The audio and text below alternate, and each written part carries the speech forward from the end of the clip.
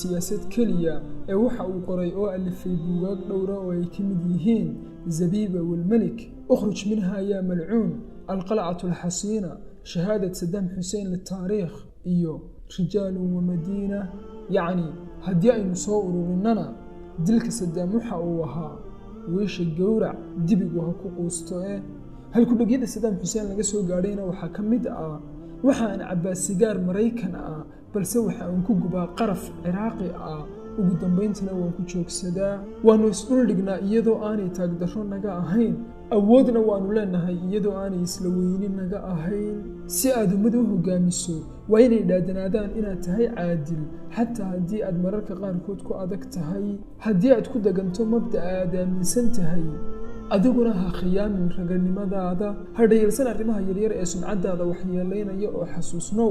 in quruuruxa yaryari uu burburin karo dhalooyin waaweyn weligaa ha soo dhowaysan qof kuu arka inaad yasayso cadowgaaga isha ku hay oo ka ree si ha dhaafin oo dhabarkaaga ha u jeedin wixii suuro ahna waa inaynu u howlgallaa hankeennana waa in aynaan ilaawin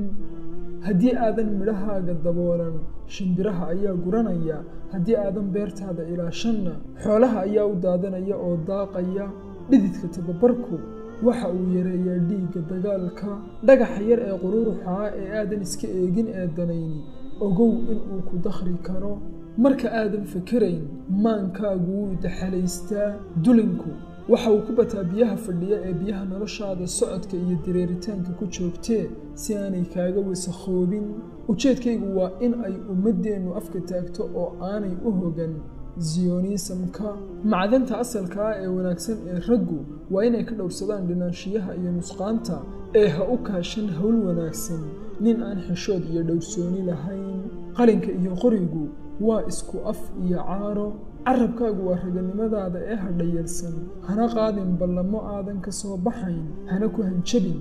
goodi ka baxsan karaankaaga hal toddobaad haddii aad carabay isiin lahaydeen xuduudaha dalkiina falastiin waana xoreyn lahaa inahaas ayaynu kusoo koobaynaa sooyaalkii iyo halkudhigyadii sadaam xuseen wassalaamu calaykum